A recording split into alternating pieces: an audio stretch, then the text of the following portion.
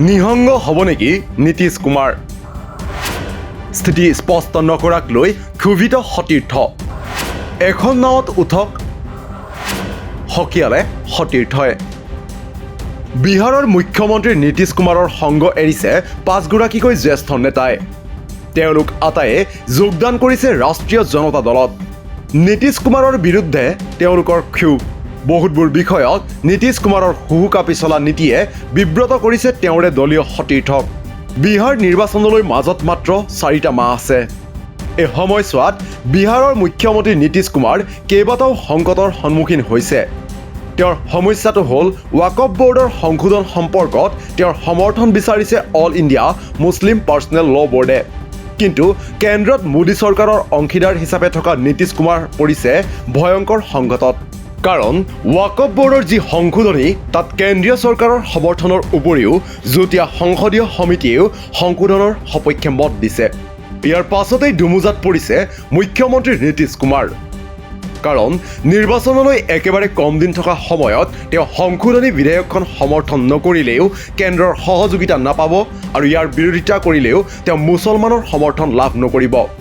অৱশ্যে মুখ্যমন্ত্ৰী নীতিশ কুমাৰে মুছলমান ভোটাৰক আকৰ্ষিত কৰিবলৈ গ্ৰহণ কৰিছে এক গুৰুত্বপূৰ্ণ সিদ্ধান্ত।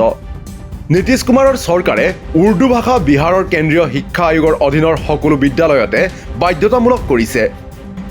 বিহাৰৰ কিষাণগঞ্জ জিলাৰ সংখ্যালঘু অধ্যুষিত অঞ্চলত উৰ্দু ভাষাৰ বাধ্যতামূলক শিক্ষা প্ৰদানৰ সিদ্ধান্তৰ কথা ঘোষণা কৰিছে বিহাৰ চৰকাৰে। ইয়াৰ বাবে উপযুক্ত প্ৰশিক্ষণৰো ব্যৱস্থা কৰিছে। বিহাৰৰ শিক্ষামন্ত্ৰী সুনীল কুমাৰে এক জাননীৰ জৰিয়তে বিহাৰ শিক্ষা প্ৰকল্প বিষয়াক শীঘ্ৰেই এই নিৰ্দেশ কাৰ্যকৰী কৰাৰ নিৰ্দেশ দিয়ে। এই সিদ্ধান্তই যথেষ্ট প্ৰভাৱ পেলাব বিহাৰৰ ৰাজনীতিত। কিন্তু সমান্তৰালভাৱে ৱাকফ বোৰ্ডৰ সম্পৰ্কত স্থিতি স্পষ্ট নকৰিলে বিপদত পৰিব নীতিশ কুমাৰ। নীতিশ কুমাৰে উৰ্দুক গুৰুত্ব দিয়া বিষয়টোত অসন্তুষ্ট হৈছে তেওঁৰ দলৰে কিছুসংখ্যক লোক। ইফালে নীতিশ কুমাৰৰ নিজৰ ভয়টো হ'ল তেওঁৰ নেতৃত্বত বিহাৰৰ নিৰ্বাচনত জয়ী হৈ বিজেপিয়ে যদি তেওঁক মহাৰাষ্ট্ৰৰ একনাথ সিন্দেৰ দৰে অৱস্থা কৰে তেন্তে তেওঁ অস্তিত্বহীন হ'ব।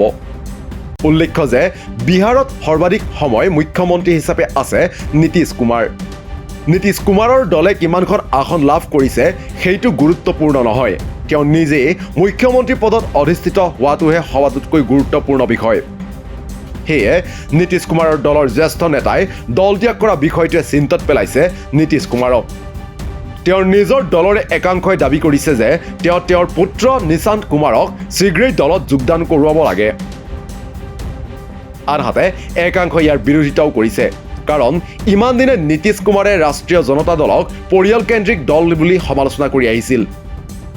সেয়ে নিজ পুত্ৰক ৰাজনীতিলৈ অনা ননা বিষয়টোক লৈও বিপদত পৰিছে নীতিশ কুমাৰ। মুঠতে এফালৰ পৰা বিজেপিৰ পৰা সংকট, আনফালে দলৰ একাংশৰ পৰাই প্ৰত্যাহ্বান আৰু ৱাকফ বিধেয়ক সন্দৰ্ভত স্থিতি, এই তিনিটা গুৰুত্বপূৰ্ণ বিষয়ে জুমুৰি দি ধৰিছে বিহাৰৰ মুখ্যমন্ত্ৰীগৰাকীক। বিৰোধীয়ে সেই ৰাষ্ট্ৰীয় সংগীত পৰিৱেশনৰ সময়ত মুখ্যমন্ত্ৰী নীতিশ কুমাৰে প্ৰদৰ্শন কৰা ভূমিকাক তেওঁৰ মানসিক অস্থিৰতাৰ প্ৰতিফলন বুলি সমালোচনা কৰিছে। ৰাষ্ট্ৰীয় সংগীত পৰিৱেশনৰ সময়ত এগৰাকী মুখ্যমন্ত্ৰীয়ে কি ভূমিকা ল'ব লাগে সেয়া পাহৰি যোৱাৰ বাবে তীক্ষ্ণ সমালোচনাৰ সন্মুখীন হৈছে নীতিশ কুমাৰ। আনকি বিৰোধীৰ প্ৰতিবাদৰ বাবে শুকুৰবাৰে বিহাৰ বিধানসভাৰ অধিৱেশন স্থগিত কৰিবলগীয়াৰ দৰে পৰিস্থিতিৰো সৃষ্টি হয়। নিউজ ডেস্ক ৰিপৰ্ট, দি ক্ৰছ কাৰেণ্ট।